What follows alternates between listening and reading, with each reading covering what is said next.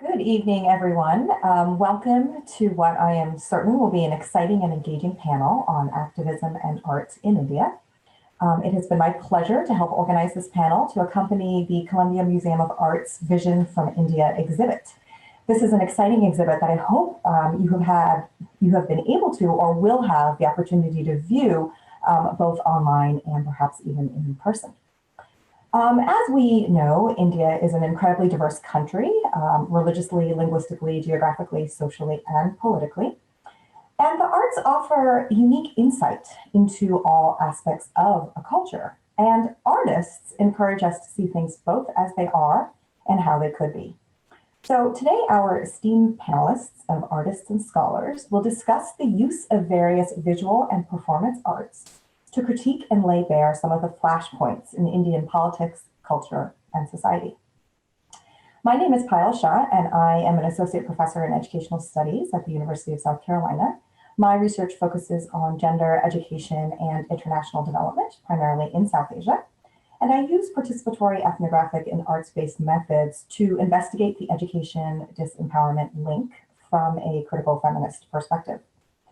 My co-organizer of this panel and moderator tonight is Aparna Polavarapu, who is a tenured associate professor at the University of South Carolina School of Law. She has significant scholarly expertise in the field of legal pluralism, with particular research focused on non-state justice systems and how they work together with formal state-centered systems. As a founder and executive director of the South Carolina Restorative Justice Initiative, Aparna oversees the development of restorative justice education and programming and works with organizations seeking to develop and implement their own restorative practices. And so now I'm very honored to introduce our panelists. Tonight we have Reena, who uses her paintings to bring awareness to social injustices and inequalities while also pursuing activism work with her graphic design and digital interactive media arts works. She has worked with organizations that campaign to raise money and cover attorney fees for those who are quarantined in abusive and unsafe living situations, and has helped those looking for services to overcome online language barriers. We have Asim Zafar, who is the founder of the very popular Instagram account Brown History, and he has a background in electrical engineering and is based in Canada. Dr. Sailaja Krishnamurthy is an associate professor of religious studies at St. Mary's University in Halifax. Her research takes a critical race feminist approach to questions of religion, representation, and identity in the South Asian diaspora and in transnational media cultures. Krishnamurthy is also a founding member of the Intersectional Feminist Hindu Studies Collective. And we have Athar Zia, who is a political anthropologist, poet, short fiction writer, and columnist. Associate professor at the University of Northern Colorado, Greeley, Zia is the author of Resisting Disappearances, Military Occupation and Women's Activism in Kashmir, founder and editor of Kashmir Lit, and co-founder of the Critical Kashmir Studies Collective. So tonight we're going to begin with our panelists, who will give a brief presentation on how they engage with art as activism. And then this should leave us with about 20 minutes for what we hope will be a robust discussion. If you have questions that you would like our panelists to address, feel free to type them into the chat, and Aparna will curate questions and work them into our discussion. So without further ado, let's let our esteemed panelists guide us through the complex dynamics of culture, power, and politics through an artistic lens. Hi everyone, my name is Reena. Thank you so much, Bio, for introducing all of us. And today I wanted to start by sort of introducing the idea of activism in art, why it is important, why they go hand in hand so well together, and then also specifically with India and how it relates to identity, as Bio stated. Next slide, please. So activism and art, they've both been together since the beginning of time. Whether you look at pamphlet designs and essay designs, those covers, those designs were purposely put there to really engage with others and make them want to read and educate themselves on different matters. If you look at street art and wall art, those pieces can be extremely powerful and really make people aware of certain issues, to really engage in stuff. And you can also look at posters and banners that are used, whether they're hung around or if they're used in protests and marches as well. And the reason why art is so powerful as it relates to activism is because it's a stimulator for empathy, right? It creates a feeling of change, before that change is ever even created yet. And with that, it allows those who are working together toward this single cause to really feel that change. And as well, it also activates cultural production, meaning it can take an oppressed group and really bring their voice to the forefront through art. It can then also birth a new culture where artists sort of educate themselves, others educate themselves, and are really using their art to make change and really bring that voice forward. Next slide, please. So in India, there are more than 2,000 different ethnic groups, and there are 22 main languages. Each state has their own little towns and cities that also have a variation of that language, a dialect of that language. So there are many different languages, there are many different groups, and each of those identities are very important, right? So when we think about India, we can't just really put an umbrella over it. There are many different identities, many different cultures, heritages, and they all really need to be heard. They all have a voice, and they all have significance and importance. Next slide, please. So the reason why art is so important as it relates to activism is because the art stems from identity, right? When we have an artist who is creating work, whether they're from a certain region or from a certain state or culture, that work becomes a reflection of themselves, right? That art has that identity stored within them. And art is so powerful because it's a universal tool, right? It's something that everyone, no matter what language you speak, can visually understand, right? So when we take art and we mix it with activism, we're able to not only communicate a message or an identity, but we're able to communicate it in a way where that culture and heritage is also preserved within that platform. Next slide, please. So I wanted to give an example of fine art as it relates to this. So this is a tenured painting, and these paintings originated from Tamil Nadu, and they are originally seen from 11th century Chola paintings. Now, these paintings originally depicted Hindu gods and goddesses, but over time, they evolved and they also depicted Jain, Sikh, and Muslim, and other religions as well as secular subjects.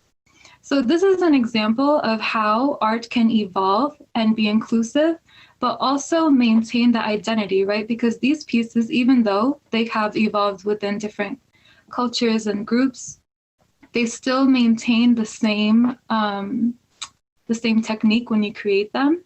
So they maintain that identity while still being exposed and accepted by other groups as well. Next slide, please. Now, this is an example of Varley folk paintings. They are popularly seen all around India now, but they originate from Maharashtra, and they're said to originate from 10th century AD. Now, the individuals who create these paintings, the traditional paintings, they have shunned all influences of modern urbanization, meaning they really practice all the traditions and cultural heritage and history that has been passed down from generation to generation. And these paintings, they depict social life of human beings and animals alongside their daily life scenes. So I wanted to show this as an example of showing how culture and heritage and identity can be intact in artwork, right? It's not just something that is aesthetically pleasing. This piece is actually a historical document. It's literally showing what they do every day and who they are and what it is that makes them who they are. So I wanted to show this just as an example of showing how identity is carried through art. And I want to stress the difference between art being used in activism and art being used in commercialization, because these paintings can be seen all over India now, but not all of them depict the same social life of human beings and animals. So that creates an erasure of identity. When you sort of take away the aspect of what makes that painting true to a culture, to a heritage, you're taking away that. But when you're using it towards activism, you're incorporating that identity, that heritage, that culture. And that's why art and activism go together so well, because not only is it, visually able to communicate with everyone, but it's able to keep that voice heard as well. Next slide, please. So again, to reiterate, artistic activism prevents erasure of identity, right? There's a difference between mass production of something that is being seen as activism and portrayed as activism, and actually using artistic activism that is able to bring to the forefront different voices that need to be heard through art. Hi, everyone. Thank you for having me here. It's an honor. My name is Essen, and I'm the owner and founder of @BrownHistory. For those of you who don't know what that is, Brown History is a popular Instagram account that explores South Asian history, culture, social issues, and so much more. It's a lot of things, but one that sticks out from the page the most is that it's become this platform where individuals can submit personal stories and old photos of their parents, grandparents, any relative from the past. It sounds pretty basic, but it goes a lot more deeper than that, because a lot of these stories that people submit aren't just personal stories, they're also historical stories. These stories of these individuals carry with them history from that era. We live in a world where much of history is written and told by the victors. And in our case, that's North America, Europe, Hollywood. Most books and media are retold over and over by white folks for mainly a white audience. They decide which stories are told and how they are told. And the rest of the world consumes it, believes it, and form their own identity from this information. The stories that people submit are important, because if history is indeed written by the victors, then these stories are told by, in a sense, the vanquished. Through these submissions, we get to understand the past from a very different perspective, from a more honest perspective, and more importantly, from our perspective. So let me go back to the origin story. Once upon a time, I started to get a lot of messages from people asking me to talk about their community, their history, put the spotlight on them, because they are always neglected and they feel that they are never explored or talked about. South Asia is a huge region with a variety of people, full of different languages, cultures, religions, and I'm just one guy, and there's no way that I can do the research and give them the justice that they deserve. So I decided the only solution that I could do is ask them to submit their own stories, allow them to tell their own stories in their own way. So stories started coming in, piling up, and right away you can tell that there has been this hunger for people to tell their stories, not just tell their stories, but have people listen to their stories. And not just by any people, but us, South Asians, understanding each other's stories. So I'm gonna kind of explore these stories with you guys. So in the next slide, so here is a story and photo submitted by the daughter of this couple, who is now in her 20s. So let's I'm gonna read the story to you. So my mother is 5 years older than my father. She told me how he would negotiate the price of corn cobs and pani puri at Marine Drive, much to the astonishment of the vendor, who was used to men paying higher prices to impress their dates. How his idea of a date was asking a mutual friend to tag along and ask him to sit with them in the theater, as my mom rolled her eyes. How he didn't hold her hand till she took it in her own hands, literally, and how he was okay to ask her to support the family for a few years while he pursued his dream. I used to think they committed too much too soon. They dated 6 months before getting married, but today, 28 years later, I see them and I see a life of equality and freedom that probably steeped in because of the commitment and allowances made by both of them. So it's a cute story. It's a very simple story, but it went viral really fast, and it got reposted, and it blew up pretty fast. Why did it go viral? This post blew up mainly because what's in the photo. It's a husband and wife looking at each other, full of love, touching, a display of affection, which is something you don't hear or see within that generation. We, as a South Asian community, we are very conservative. We form our own stereotypes of ourselves. And if I were to show this to Europeans, they wouldn't care. If I showed you a European couple from that era doing the same thing, no one would care. But because we're a very conservative culture, that holds us back in various ways.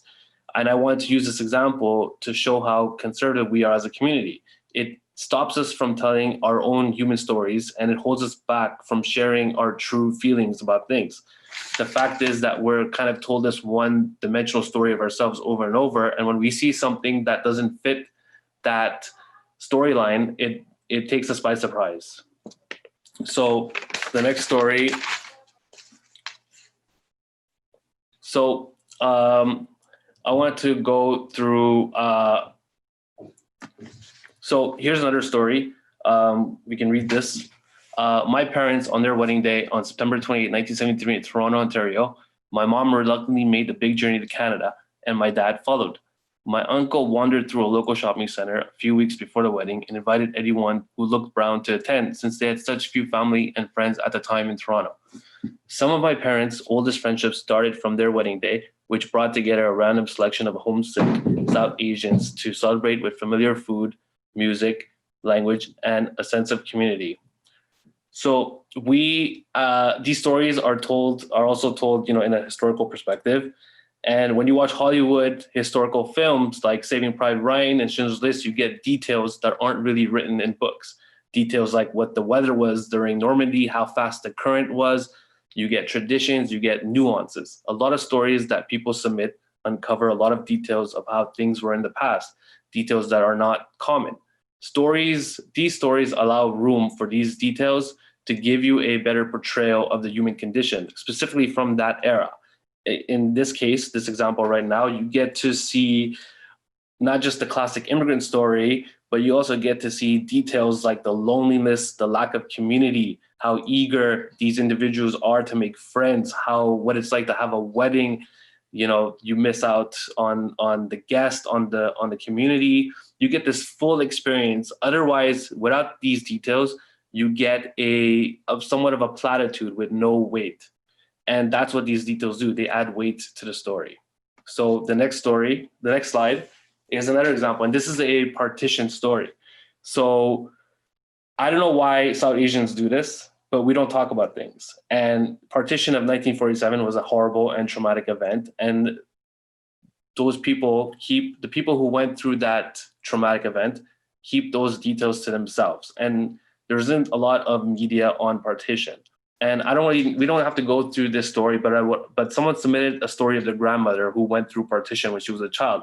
And if you look at her right hand right there, there's a tattoo on her hand. There's actually 2 tattoos. So what we discovered from this story was that at that time, parents would put tattoos on their children. If it was a Hindu family, it would be a tattoo of an Om. And if it was a Muslim family, it would be a tattoo of a moon.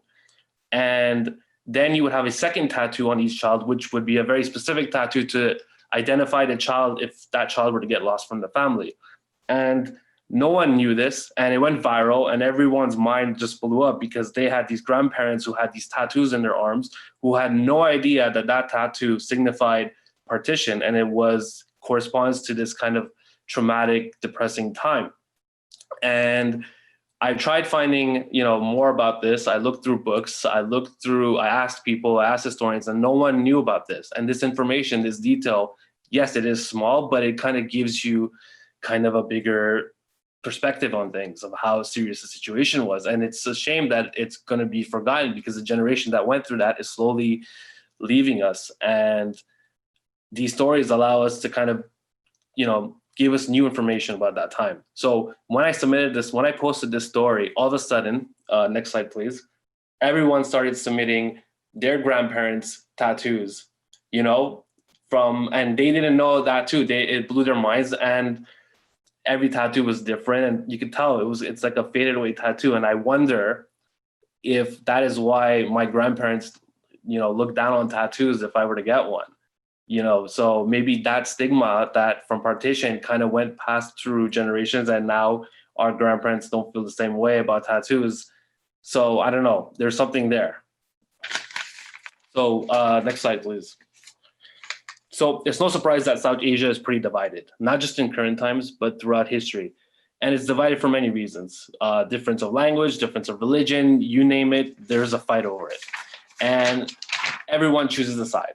Fear is all over South Asia, and that fear leads us to bigotry, it leads us to hate, it leads us to violence, and so on and so on. And fear, unfortunately, doesn't look at science. It doesn't look at facts. It doesn't look at data. The only way to get rid of fear is to get to know what you're afraid of. And unfortunately, everyone sticks to with their own. No one really gets to know the other side or the other story. And it's very difficult to, allow two people to meet.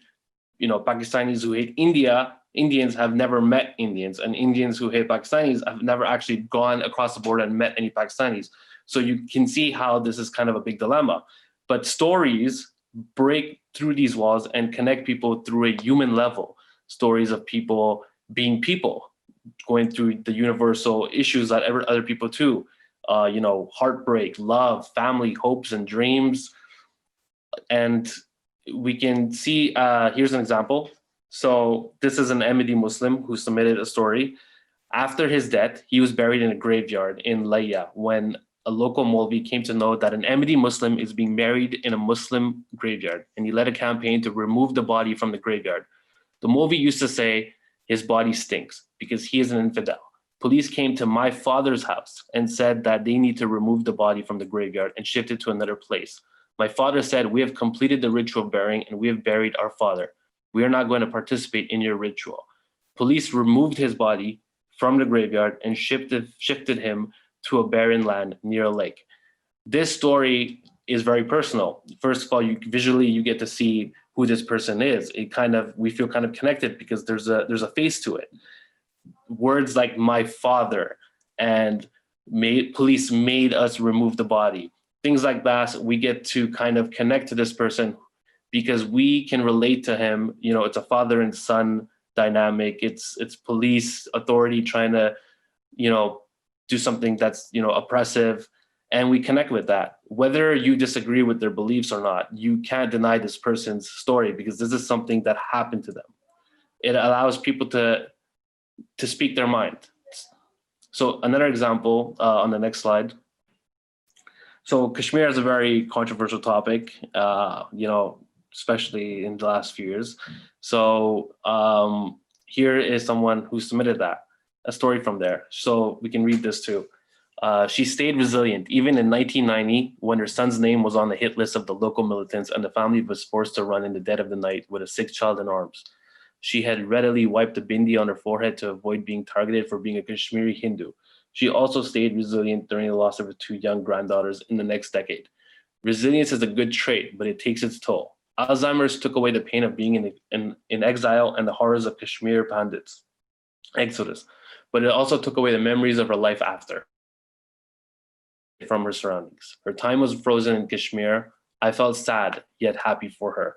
So you may also disagree with her politically, but at the same time, you can't deny the fact that these unfortunate events happened to this individual, and you can kind of relate this kind of situation that she's in, yearning for homeland and being kicked out, dealing with Alzheimer's, dealing with that pain, and somehow it connects to you in a human way. So before I go, there was this famous Islamic religious scholar named Riza Aslan, and he went around for like 10 years going on Fox News and CNN, and he would talk about Islamophobia, and he would try to explain that Islam is a religion of peace and it doesn't promote violence, and he would get bullied by, Fox anchormen. And for 10 years, he would do that. He was the favorite, Islamic religious scholar. And he said at the end of his 10 years, he said, after 10 years of doing this, do I feel like I made a difference? Do I feel like I, put down Islamophobia? No, not at all. And then he used an example of, gay marriages. He's like, a few years ago, and that wasn't that long ago, that gay marriages, people hated it. People were scared of it. People didn't want it. And there were so much issues. But now, fast forward to present time, it's become normalized.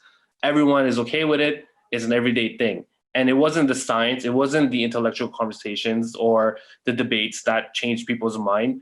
It was Will and Grace. It was Modern Family. It was pop culture. It was stories of individuals from the gay community being normal, everyday people. And people connect through these stories and they understand that. And whatever they were afraid of, they get rid of that fear. So I'm just an Instagram account. I am literally just a guy with an Instagram account. And there's really nothing I'm doing that's like drastic. But however, it's a step. It's an example of if we were to, be connected and we were to unite and we would try to promote peace, the only way for that to happen would be if we understand each other and see each other as human beings. And the only way to do that is to hear and listen to their stories. So we would need a platform where people can share their stories. And that's one step that, we can go to have a better South Asia. So thank you for listening and thank you for having me here. Next slide. Thank you. Thank you. And I believe next we have Sailaja. Hi. Can put my, awesome. Okay, so I'm going to talk about comics and graphic novels and activism in India. But I feel like I need to just say a little bit about what comics are first. And I'm just going to say right now, I'm going to make the person clicking the slides click really fast. Can we go to the next slide? Thanks. I've got 5 points that I'm going to try to speed through, and I'm going to show you some pictures. And the first point that I want to make is that comics in India have long been connected to expressions of religious and national identity, and that they operate both in terms of propaganda, like promoting an ideological message, and as a critique of that message. So it's sort of depending on who's producing comics and what they're doing with them, they can work in a number of different ways, like any art form can. When I talk about comics, what I mean is, the most basic definition is a sequence of words and images that together tell a story. And the thing that makes comics a powerful medium is that they are easy to produce. They can be really cheap to publish. They're even cheaper now to publish now that we have so many web comics and access to the internet. So they can circulate really widely. It's a quick way to get a message across. It's a quick way to circulate artwork. Kids like them, adults like them. So comics have obviously a lot of possibilities in terms of their political value. Can we move to the next slide? I wanted to start just by referencing the really famous line of comics called Amar Chitta Katha, which from the 1960s onward was a series that was really about teaching young Indians about their culture. So they were started by the publisher Anant Pai, who said that he was concerned that Indians post-independence were losing their sense of identity and wanted them to learn more about their culture and their history. But what's really significant about this series is that it's really dominated by Hindu imagery, Hindu mythological imagery, really celebrating Hindu political heroes and so on. And so the story of India is very much a Hindu story in these texts. And so since Amar Chitta Katha has been used quite widely in educational settings, lots of kids read them growing up in the 70s, 80s, 90s. They've really become a sort of way that people learn about Indian culture and heritage, really rich in terms of Hinduism. And they're also the most influential comics on a lot of newer comics publishers and artists and writers. So I'll talk more about that in a moment. But can we move to the next slide? I just wanted to make the point that Amar Chitta Katha is not new in terms of comics. And in fact, there's a lot of narratives around the world about how comic art can be used to convey political ideas. So just super briefly, I wanted to touch on Walt Disney. I mean, I'm sure we can all think of some critiques of the world of Disney comics and films and so forth. Donald Duck and his Uncle Scrooge, if anybody remembers that character, in the 1960s and 70s, Uncle Scrooge was the ambassador of capitalism in Latin America. And these comics were quite unabashedly circulating capitalist pro-American propaganda.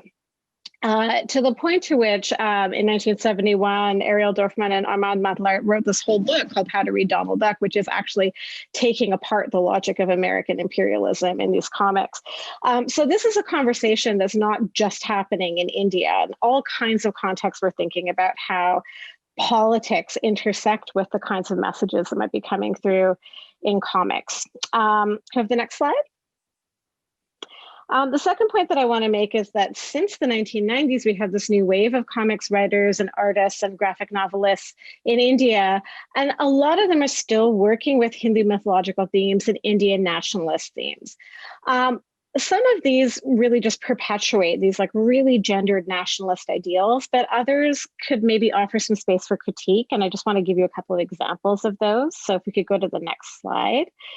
I kind of put these into two groups in my own research about comics. The first group is what I call action-driven comics with examples like these. So here we have like super hyper muscular Hanuman looking like a superhero. We have like this very like kind of sexy, kind of like sultry looking Draupadi, like with this fire in the background. And these are comics which are really like good versus evil, superheroes, battles, violence. They retell mythological stories in a way which really like reproduces some of the sort of normative traditional ways of telling them, but using this visual vocabulary that is like torn right from like, you know, sort of Marvel Comics kind of vibe. And so what this does, I think, is it's kind of still doing some of the same work that Amar Chitakatha did in the 70s, but it's doing it with a different kind of aesthetic. Can I move to the next slide? There's also a second group of texts. This is my own sort of grouping of them, which I would like to call affect driven.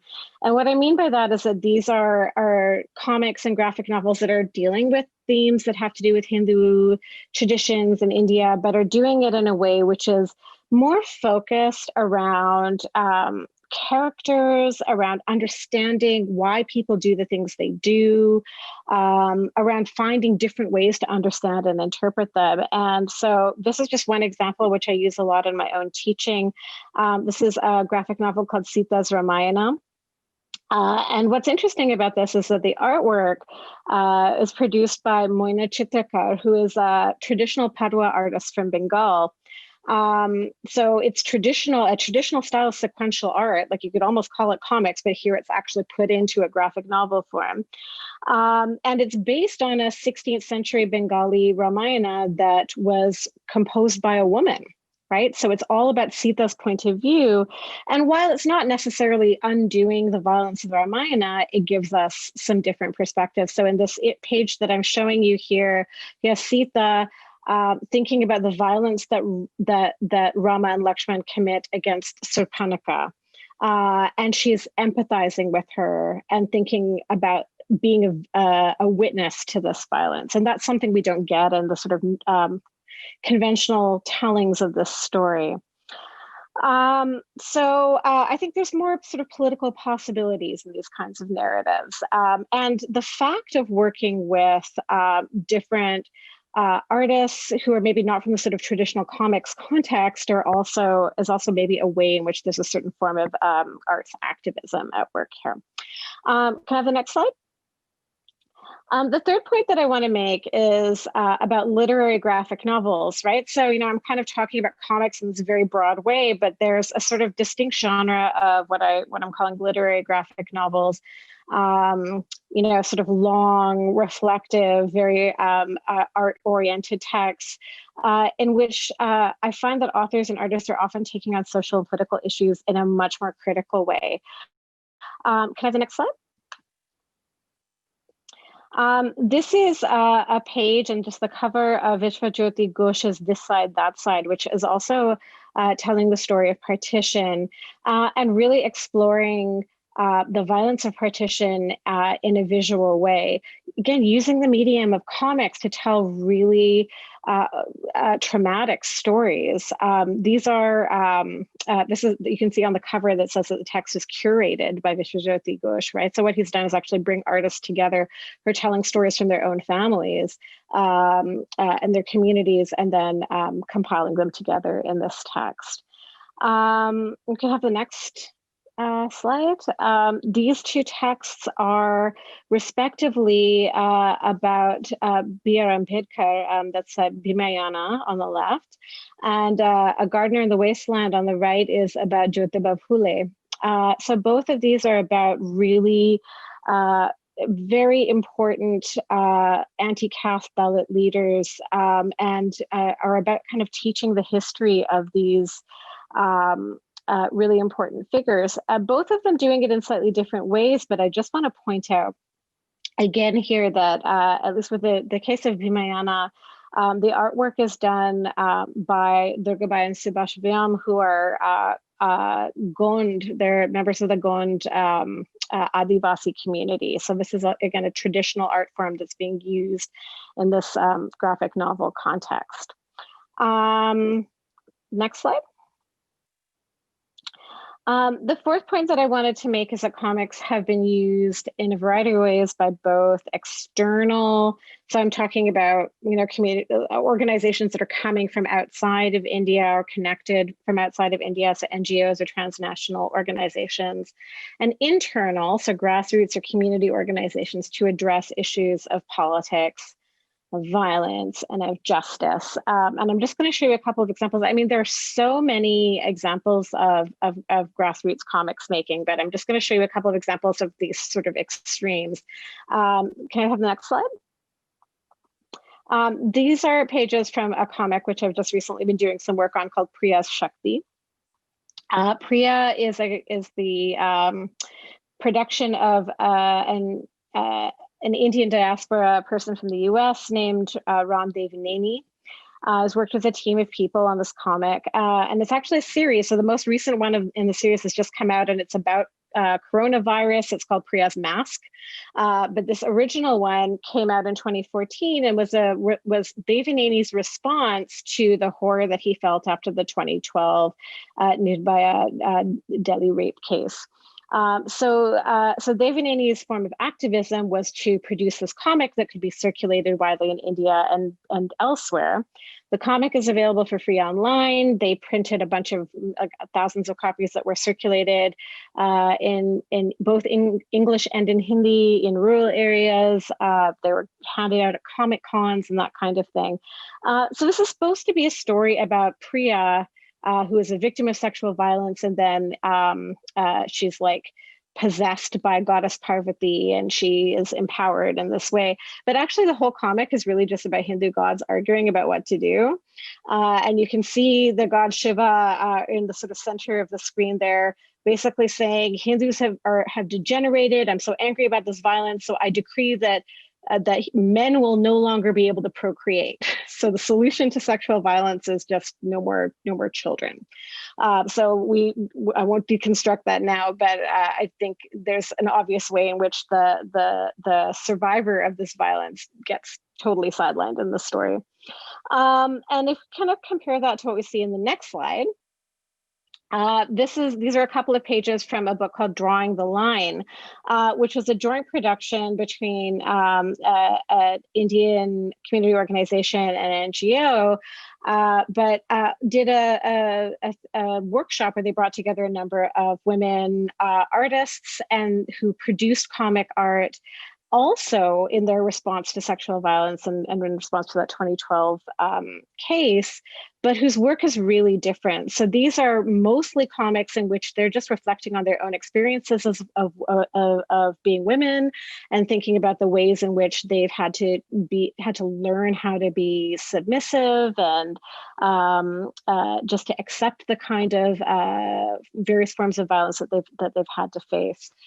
So visually, aesthetically, and sort of conceptually, these are really different kinds of texts. And then I'll move to the next slide. The fifth point that I want to make, and I'm just going to show you a few images here, is that contemporary art in India and in the diaspora has really been inspired from and contributes to this history of comics and social justice and critiques of nationalism and critiques of a certain narrative of Hinduism that has circulated. And I also think that digital media has really enabled many new artists. And so we've heard already about the power of Instagram to have stories go viral, and we're definitely seeing that with some of these as well. So I'm just going to show you a few quick images thank you.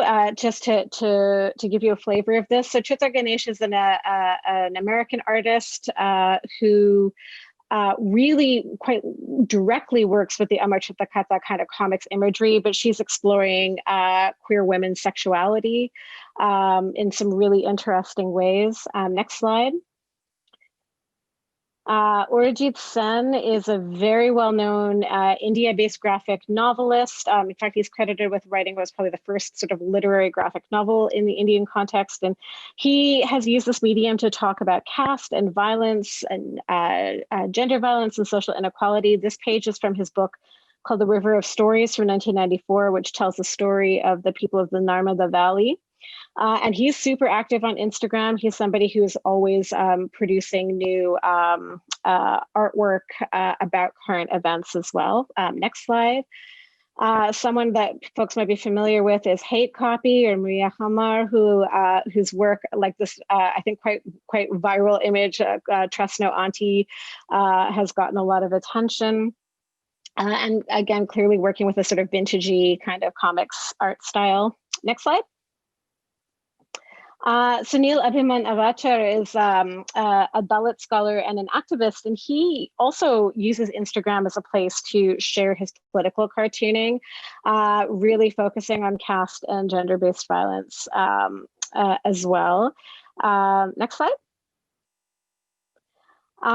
This is these are two artists, Maya Goswami and Meherpan Manda, and they are on Instagram as Jaman Kaped, and they use digital comic storytelling to talk about political issues happening in India. So they're based in the US, but this is a great example of diaspora activism that is really paying close attention to what's going on in India.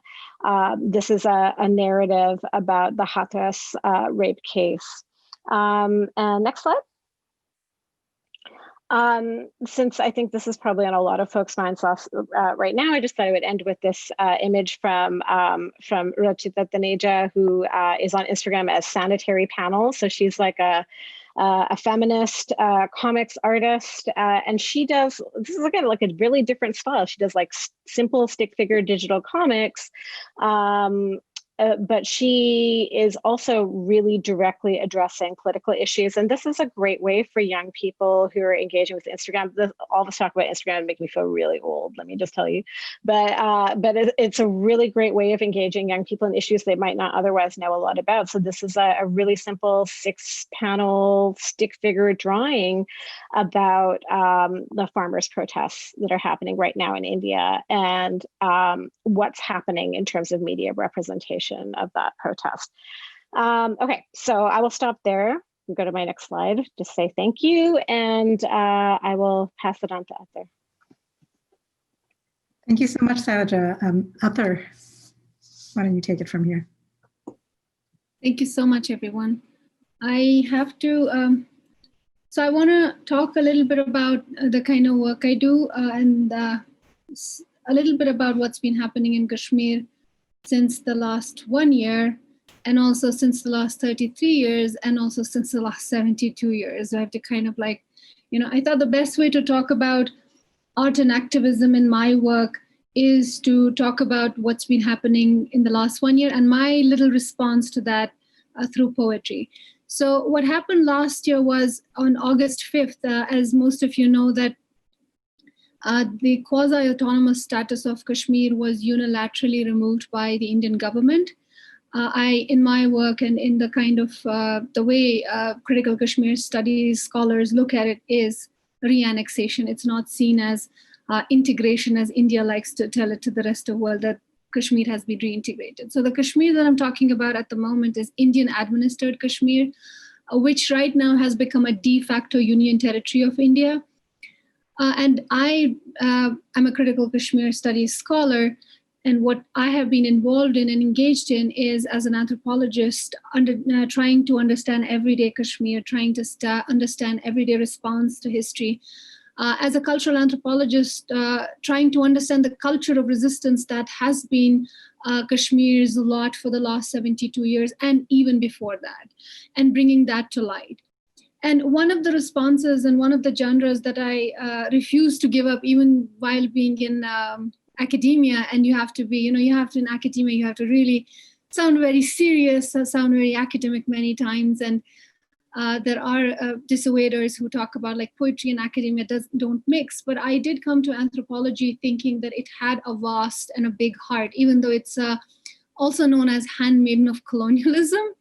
I think it has changed in the last 30, 40 years. I think there is a turn in anthropology. There's a lot of self-reflection. There is a lot of understanding of positionality. There's a lot of incorporation of native anthropologists and thinking about how anthropologists are, as natives, what do they bring in? And also and what anthropology has done in post-colonial world. And so I think that's something that really drew me to anthropology, that it was very, very friendly and amenable for all of these genres. So that's the substratum of the kind of work that I do. I do incorporate poetry. So here's the thing. In anthropology, when you do poetry that's based on your field of study, it's known as ethnographic poetry. And I think one of the biggest things that debates going on in anthropology and between anthropologists who do poetry and regular poets is there any genre such as ethnographic poetry? Why do you call it ethnographic poetry? It's poetry after all, because all poetry is informed by life. So I kind of think that when you are writing as an anthropologist, it's important to say ethnographic poetry because it kind of like socially locates it. It locates it in the academia. It locates it in that sort of like the research world. And it also speaks to people who look for validity of sorts, like, how is this a research tool? It speaks to those people. And I think that it doesn't take anything away. But I do have colleagues who do not like to use the word ethnographic poetry. They just call it poetry. So I kind of like go between the two, and depending on the context. So what is before you today, and I'm going to read some excerpts, is you could say this is ethnographic poetry, but it's also poetry of sorts. So what's the background for this? Before you on the slide, there are two photographs. And the title of my talk is Verse Journal of the Kashmir Siege. So this is actually a short verse journal that I began, and I concur with Brown History, Asan here, Instagram. I actually documented this on Instagram because on August 5th, what happened was that on August 4th, I had this conversation with my parents. My father sent me this message saying that they are going to the shrine for 7 days. And then, so it's August 4th, they've just gone once. And I'm talking to them about what's happening in the city as well. And they say that things are happening on war footing. People are stocking up. There's more troops in the valley. So they didn't really know the statistics. But as I was following the news, we knew that more than 68,000 troops had been, plus the 600,000 troops that are already in the valley. So they kept telling me about, there was this viral picture of an old man trying to get gas in a small flask. So those kind of, stockpiling was being done by the people. They didn't know what was happening, and there were government orders that were coming in, and people were asking each other, is there going to be a war between India and Pakistan? And I asked the same with my parents. I said, is there going to be a war? And they said, it's every day is a war. What difference does a war make? So we just continue. We went to the shrine. On the right hand side, you see the picture of the shrine. It's a very, very famous shrine. It's called the shrine. It's locally called Khanka, but it's the shrine of the first missionary who is kind of seen as the doyen of Islam in Kashmir. He is basically Persian in that era, and he comes to Kashmir. It's 15th century. We're talking about 14th, 15th century. It's very, very famous. It stands for cultural and political and religious independence of Kashmir. Very famous with people, and my parents were going there. So my father says, if you read the WhatsApp screenshot, he says, we'll go till 6th. So I say, okay, great. And I send them love. And then on 4th August, I'm again asking, because now things are happening. So I'm asking him if your broadband will work. and if your landline will work. And the next conversation that happened between me and my father till 11:59 that time was asking him about, do you have all your communication in order so that I will know what's happening because we know that internet gets shut and things happen. But usually the broadband used to work in some cases, and sometimes it would be shut down as well, but there was hope. So he, in the next screenshot, which is not on here, he tells me that that everything is in order and we'll be in communication, don't worry about it. But then this account actually starts vanishing like 1 year later, because that's what WhatsApp does. After 120 days, when an account is not used, we saw 120 days later, all Kashmiris leaving the groups that we had, the families, the friends, because what happened on August 5th, when they woke up 5th August morning, Kashmir was in a complete communication black hole. There was a curfew that lasted months. Troops had been brought into the city and countryside. India was on war footing, removing the quasi-autonomy of the state.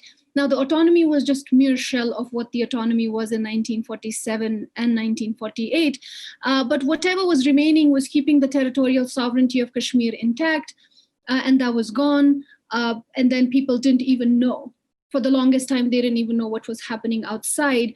We people here and in South Asia, we kind of knew what was happening, but no news was coming out. There was on ground, what was happening was the journalists weren't able to, because you don't have phones, you don't have cell phones, you don't have internet, you don't have basic cable. So we knew that the autonomy was removed. They did not know for the first 4 or 5 days, except for the curfew, except for the communication lockdown, they didn't know what exactly was happening. But it's not, Kashmiris are politically very canny. They knew what was happening. They knew that there was probably Article 370, which is the special status under which the autonomy was established. They knew that it probably would go, but they were also speculating other things, more specifically war with Pakistan, because that's the level of preparation that India had. So what does one do? How does one respond to such a situation? On one hand, I'm a social scientist. On the other hand, and then things are happening fast. So I'm teaching. I'm also responding to daily domestic life. So how do I capture what's happening? Do I sit down and write a long novel? Do I sit down, how do I make, because now my field work is also starting, even if it's from far away. So as a poet, I kind of started responding to it because I wasn't able to get in touch with my family. I didn't know what was happening. I was very worried because my folks live in the old city, and old city is very vulnerable. It's very crowded. It's there's lots of bunkers. You can't even see from one alley to the next. There's only 2 or 3 bunkers, which had gone away in the last, I want to say 10 years, but they have come back after 2014. And it's getting more and more militarized, and the police is getting militarized as well. And now the stories were coming out, and we didn't even know.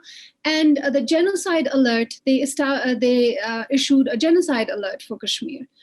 And we all started, we went into overdrive. We didn't know what was happening. So on one hand, because we as Kashmir scholars had prepared for such a moment that something is going to happen, not necessarily 370 is going to be removed, but something else, because Kashmir is in a constant state of emergency. It is a literal camp. So we were always in that preparation, but we went into overdrive as media needed information, as we needed to put information out. But then as someone who documents and as someone who also writes short verses, and I kind of thought that as I was skimming the news and as I was talking to my friends who I still could talk to, some in Delhi, some in South India, some in other parts of South Asia, I felt this worst journal emerging. So I think I'll have a slide here. I felt this worst journal emerging that I just, for lack of a better word, I called it worst journal. So we can have a slide. So what you will see is a series of photographs that are going to accompany what I'm about to read, just to kind of give you a feel of the city, the melancholia, the despondency, the kind of political turmoil and tragedy that Kashmir is facing. So I will be, I just want to say so I will not be reading the dates. I will only read the day of the siege that it is, And then I'll read a little verse that's going to kind of convey what's happening. So I won't do all the verses. I was able to document about 150 or 155 days, and after which I stopped. And you can actually tell how long the curfew was. It ran into months. And now it's kind of segued into the pandemic lockdown. So people are actually under double lockdown. They don't know where the siege ends and the pandemic lockdown starts. So they're kind of like in that mode. And so I'm going to be starting from 4th August with a short verse. And I think we can do the slide. I don't know if the slide is, who is doing the slides. If they could just start, that would work. When I asked if there will be a war, they replied, "Did it ever end?" and continued their song. This is 4th August 2019, and the siege is impending. Now, for the first 3 days, I'm lost with the rest of my counterparts in the diaspora, my colleagues. We don't know what's happening. And we're kind of like grappling. I wrote a piece for Al Jazeera because I knew that this is happening and we have to worry about these people because there has always been the state of emergency and state of impending, increasing, slow genocide that has happened, which has been really portrayed in a different way to the world, couched in Islamic terrorism, quote unquote, couched in, law and order situation, all of that. So for first 3 days we were grappling, but on the 4th day, I'm hearing news a little bit from BBC and all media houses, like wherever the scholars and activists were, they got in touch with us. So we could hear little news and it was being covered. So I wrote on the 4th day, it's 8th August that day. Our hearts are sinking, but our prayers are rising. Azadi, Azadi, Azadi. Azadi means freedom. 5th day of the Kashmir siege. My sister assures me over and over, everything is fine here, over a glitch connection, and this tells the worst. So this is what had happened. The government started these centers in police stations. They installed phones where people could actually go and they could connect to their loved ones. So this is around 9th August that they do this. So you have about 1 or 2 minutes to talk to your loved one. So my sister, somehow she reaches one of the police stations. She has no connection with her parents who live across the river. She doesn't see them. She doesn't know anything about them, but she wants to tell me that she is okay. So she rushes to this police station where there's a long, long line. And then she calls me, but it gets cut off is like 1 or 2 minutes. And that was like the worst feeling anyone could ever have. Your sister calling you and telling you to be okay because everything is fine. And that really, really bothered me. On the 6th day of Kashmir siege, communication is cut, but our ties are strong. We hear war cries of a battle-ready people. So what ends up happening around 6th day is that we do not hear anything from Kashmir personally, but there are reports that there are protests. So even though protests are violent in the sense that there is disproportionate fatal force used against people, even if they use stones, but it kind of tells us that, they're still feeling strong. They're not feeling powerless. And then 7th day is actually Eid, the day of Eid, which is a festival that's done at the end of, no, this is not the Ramadan Eid. This is the other Eid. This is the second Eid that happens.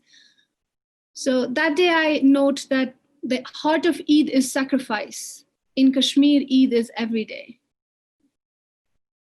And then on the 8th day of Kashmir siege, don't go out into the street, you will get shot. One can hope the lover of freedom shot back. So now we were hearing that there are some casualties, but we did not know how many people have been killed or what's happening, but there were some reports. BBC was doing much of the reporting, and also Al Jazeera.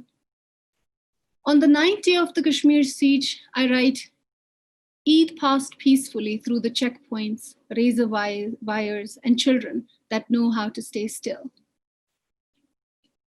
A passionate assembly seeking rights as a nation, your TV screen brands a law and order situation. The 10th day of Kashmir siege, because now we see the Indian televisions they have these tickers where they're kind of like showing that this is a law and order situation, which is really undermining what Kashmir is.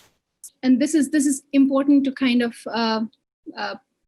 just flag somewhere that this is not a law and order situation happening. This is actually a political resistance.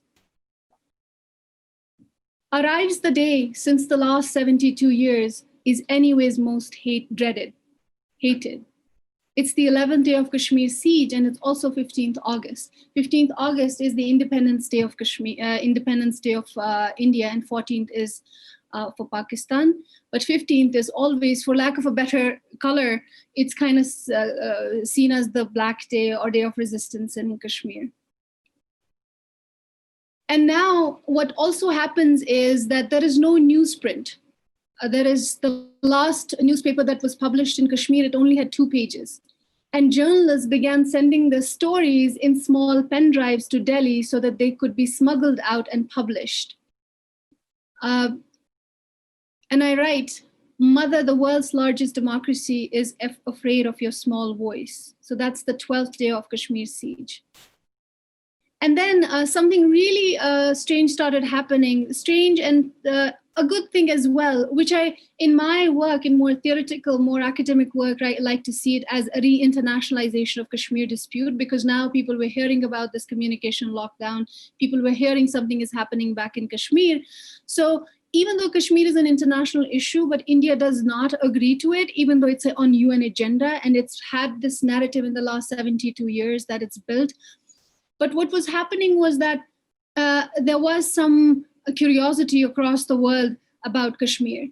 And suddenly on Google search, things started happening, and I kind of wanted to record that. And this is the moment I also began to worry about my parents. And I noticed that as I was writing these verses down, I was also trying to address my mother because I wasn't able to connect to her. So that symbolism is really addressing me, my mother, rather than. So I say, "Mother, Google search brought Kashmir dispute ahead of Kashmiri shawls." So there's a long history to Kashmiri shawls. And that on that very day, this is 13th day of Kashmir siege, 17th August. On that day, the United Nations Security Council also met informally. They had an informal meeting, which was not anything formal, nothing came out of it, but it was flagged as a meeting that had happened after 45 years of really being put in a cold storage. So the Kashmiri shawls have a great history of being worn. Of course, pashmina, as it's called, a pashmina, which comes from the word pashmina, which is a mountain goat in Kashmir and the valleys of Ladakh and other parts of Himalayas. But the reason it's very important for us, and for its symbolism and also for its history, because Kashmir has had the world's first, if we kind of see the labor movement in the 1850s. And at that time, almost 40 people were killed on a bridge as they were protesting against tax laws. So this is like 1846, but really no one really knows it. Mostly when you talk about Kashmir, they think it's a sweater, but if someone knows it better, then they think that there's some kind of shawl connected to it. So that day, Kashmir dispute was really Googled much more than it came up about Kashmiri shawls. On the 14th day of Kashmir siege, I write, "Mother, things are worse when a medical journal writes a political report." So that was the day that Lancet actually wrote an editorial on Kashmir. So that became my motivation that day. I was kind of like flagging these things that are happening. So I think I'll stop here. I don't have much time, and I know that we'll have a Q&A and things are going to come up then. So what I was actually trying to do was, I was trying to step out of like, just because I know that academic writing, it's not only about the genre, it's also about the feasibility as well, because I feel like academic work, even though if you look at policy, long-term policy, it really matters there, but it really doesn't travel to the mainstream as much. So that's where I feel this, as Asan was earlier talking about it, that's where I feel that this is something that I want to distill for people who are interested in poetry as well, and have them take this window so that they can look in into Kashmir from that vantage as well. And also, Renee, as she earlier said, art as history, here poetry as history, like what is to stop this verse journal from being taken seriously and from being taken in the same manner, being validated as just a historic document. So that's how because I'm an academic as well, so I was having my citations too as I was doing this, because I wanted it to do the dual labor, and that's the kind of labor that I've also done in my other work. So that's where, for me, this merges together. I feel like speaking to multiple audiences, speaking to across genres, but staying rooted in social research, but then helping it to hone your art is what I see this as doing. So thank you very much. That's where I'll end. Thank you. Thank you all so much. I thought this was just fantastic. And one theme that I noticed recurring through all of your presentations, and actually Arthur pointed it out, was a visibility. And, you know, we've had conversations about the lack of South Asian representation in arts and culture here in the United States. But what all four of you have done is reminded us that this is a really nuanced conversation, right? South Asia is not monolith. We are not all the same. And there are many stories, many voices, many cultures, many forms of art, right, that are not just getting, I guess, the platform that they need, right, or that are not breaking through. So I just wanted to talk about that a little bit, right? So as Rena pointed out, you know, we have all these different cultures and identities, and they do all need to be heard. Essen also pointed that out and noted that, you know, you call yourself just a guy with an Instagram account, but I do think you're more than that. I mean, you've done something really wonderful for the community by creating a place where we can share all these stories. Salaja talked about certain artists, you know, certain graphic novels and seeing the political possibilities in them, using comics to share ideas that push back against the dominant narrative, the dominant culture, and of course other using verse and all sorts of other media to put a perspective out in the world that's being actively blocked, right? So thinking through all of that, I was wondering if we could talk about this notion that artists, and I think Rena was the one who made this assertion, right, have an obligation to be more inclusive, to maybe uncover the hidden. So I guess I'll pose to all of you, do you think artists have that obligation? And if so, how do we do that respectfully, right? How do you do that in a way that preserves the authenticity and the truth of the origin of all of those different voices? Because as soon as any one of us puts our hands on something, any medium, any story, we change it, right? We shape it. We put our mark on it in some way, even if we're seeking not to.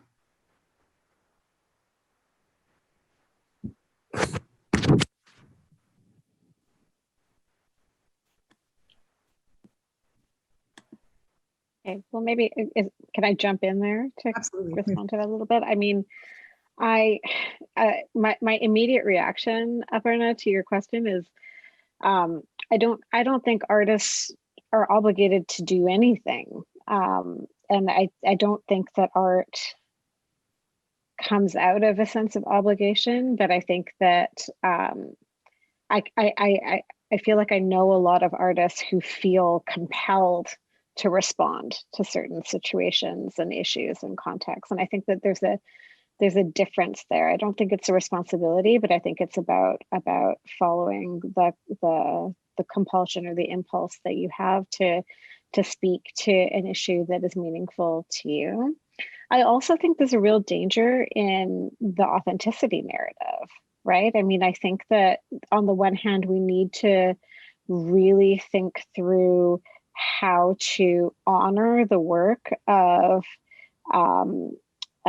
people who have not had historical access to power or to publishing or to art galleries, But on the other hand, I think the danger of authenticity narratives is that we end up wanting to reproduce a fiction, right? And that what's actually interesting and powerful about the kinds of art we've been talking about today is their ability to transform or make new stories out of old ones.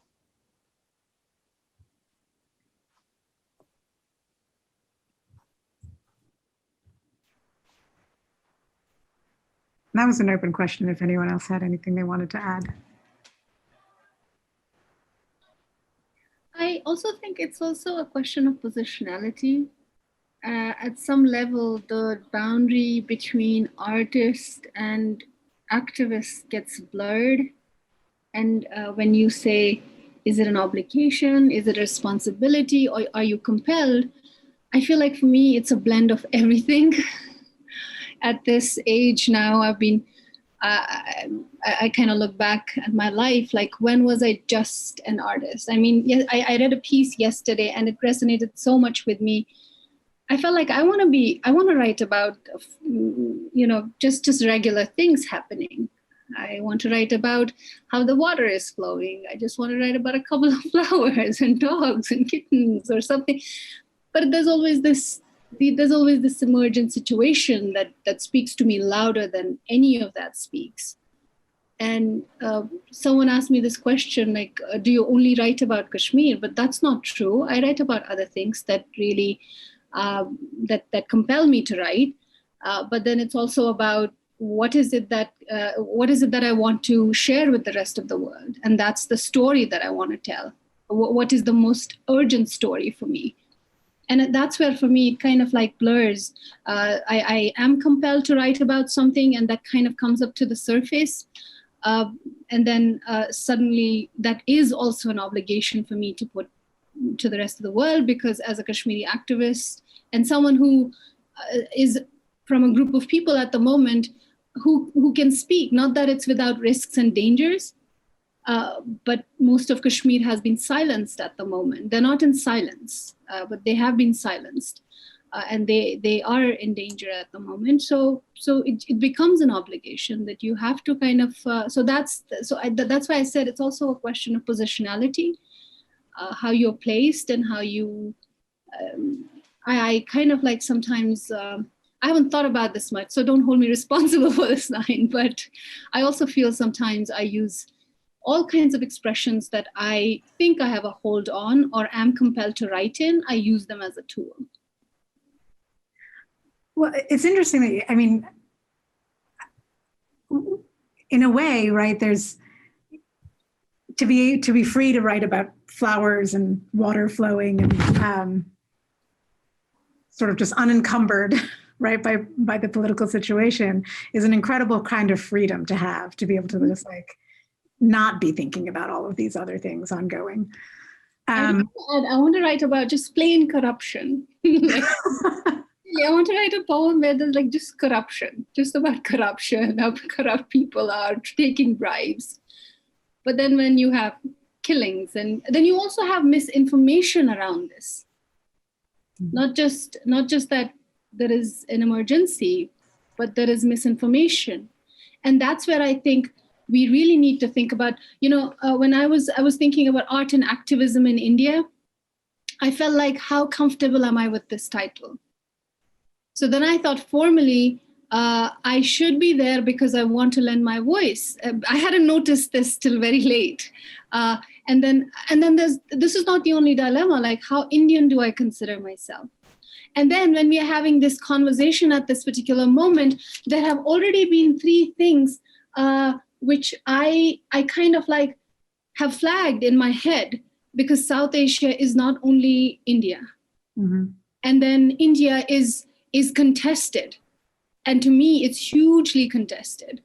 And then also thinking about the stories. I mean, Asan brought about a couple of pictures. I already sent him a message about a picture that so not because, and Asan mentioned, like there might be problems around it, but then, these are things that are happening. And I do want to say that there is no negation of anyone's pain, especially we're all in pain.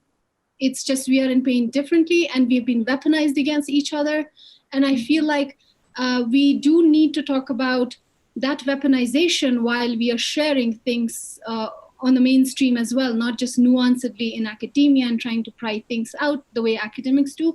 But I feel there is that leeway where we can bring in that nuance, so that we are not lending empathy and sympathy while we are making something visible, but we are creating invisibility for other people and other people's narratives. And also given the current hegemonic kind of situation in India. So yeah, that's where I'll stop. And I did. No, thank you. That was, I think, really valuable addition to think about, and especially how we often do perceive problems as individual, or right, like with respect to very specific groups, as opposed to understanding the systemic nature, right? And that does create a lot of these issues. And I think that's a point well taken.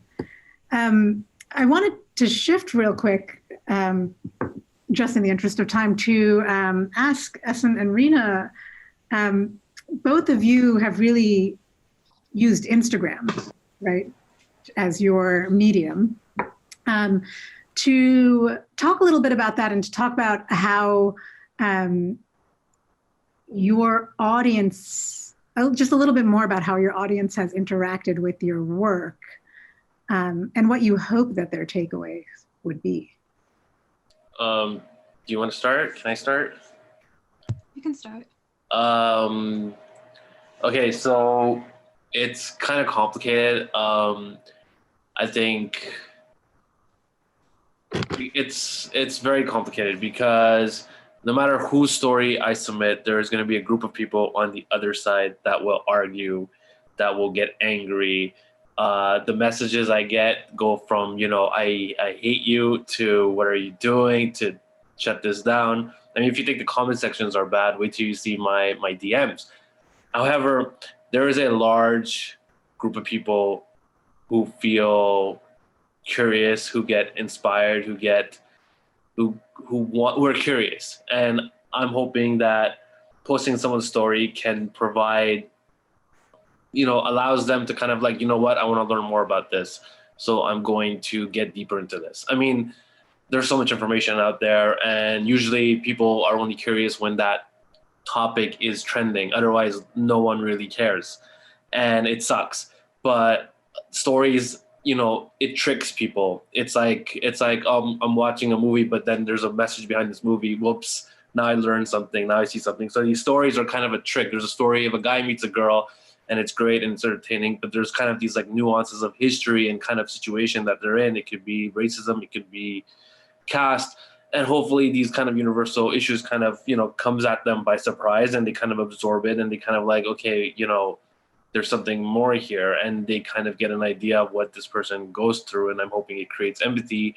Some people, some people, are lost causes or something, because it's very hard to get through to them, and they just want to hate. But there are a lot of people who question themselves, and they're like, this whole time I thought this, and then maybe I'm wrong. And hopefully that's just like a seed that's planted in them that allows them to kind of grow into this kind of discussion with themselves, and it allows to discuss with other people. These, South Asia, the borders are real, right? There's no crossing it. It's very hard to cross that. We don't know what's going on. The media is the media. It's hard to see that. But these digital social media platforms, there's a comment section. It allows people from different sides of the border to actually talk to each other. And if they get that right person to talk to, then there's a discussion. And a lot of these go through DMs, where they start talking to each other in DMs, and they kind of build a friendship. So, yeah. So I don't know. I'm optimistic. Yeah. Thank you. Thank you. Rina, did you want to respond as well? Yes, I think the great thing about Instagram is that so many people have access to it, and they're able to see and learn and read and engage. And interesting comment that Ashwin made, I've noticed that sometimes when people share their stories, sometimes that post won't get a lot of likes or people won't comment, but there's a lot more saves than others that get a lot of likes and comments. And it just goes to show that maybe some people sometimes they're a little bit afraid to engage, or they're not really sure how they feel. They do save it, and that just shows how impactful something can be. And I think with Instagram, you know, being able to connect with others who you might not see every day, learning something new, just opening your mind a little bit more. You know, I get people that want to submit their own stories. I get people that say, hey, you should maybe talk about this, or, you know, you didn't really address this point of view. And it really also helps me kind of understand too, and really open my mind and do my own research as well. And, you know, making sure that those voices are also heard, and really making room, you know, not speaking on behalf of them, but really saying, you know, sharing their story and allowing their voice to be heard, and not really taking away from that, you know. Thank you. I am mindful of time, but I do want to note that we did have a question in the Facebook chat asking if anyone could provide a list of artists or artworks that use art as a way of activism that they could look into after this panel. So I guess if I'll just open that out to the panel, if there's anyone or any artists you think people should, you know, right off the top of your head that people should take a look at. Alternatively, to everybody watching, this is recorded, so I know, you know, to the extent that you're looking for some of the works referenced, you'll be able to go back and at least capture those. But is there anything anybody wants to? There are many artists on Instagram, if you look, a lot of them who create digital content, digital illustrations. If you look at people like the Pakistani Martha Stewart, she creates a lot of pieces that have to do with feminism and, you know, equality. But there are many other artists that you can look into. If you even search up the hashtag, you know, South Asian artists, you'll find so many of them. And they have some very powerful works and very unique from one another, and they address a lot of topics. So I would recommend to look into that.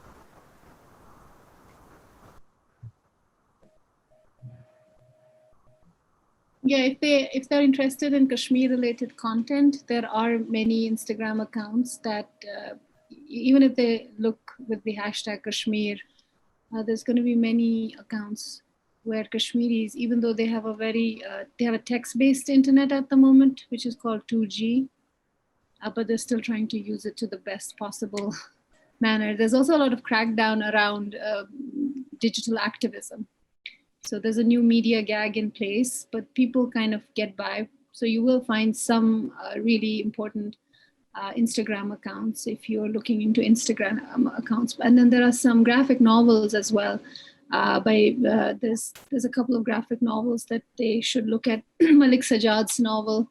So that's something that I would suggest. And we can leave links if in the Facebook chat. Yeah, that's a great idea. We'll definitely, you know, share some information with the folks at the museum. And I know Silage's slides also had a number of artists and comics artists and graphic novelists that you can all take a look at. And I'd also like to point out that there is an exhibit at the Columbia Museum of Art that you can take a look at, the Visions from India exhibit as well. I know it's been this hour and a half flew by so quickly, but it's already 8:01. So I'm trying to be mindful of everyone's time. And I just want to say a big, big thank you to our panelists who joined us. I'm so inspired by all of your work. And I just think it's so incredible. Honestly, hearing some of you talk gave me a little bit of chills because it just it hit so close to home in a lot of different ways. And, you know, some of you, I've been fans of your work, and it gave me a chance to meet you and just like sort of geek out over here. And I'm pretty excited about that as well. So I think that this was a really enriching discussion. It really opened viewers up to parts of this the South Asian cultural fabric that is not often made available in the mainstream. And I think, you know, provided a really interesting and educational experience. So thank you all so much. And to everybody watching, Thank you for watching, and I hope you have a wonderful evening and visit the museum. And I also wanted to thank the CMA for providing us a platform to bring all of you together, because it really was phenomenal. And I think that we all learned a lot. So thank you all. Thank you. Thank you. Thank you so much. Thank you.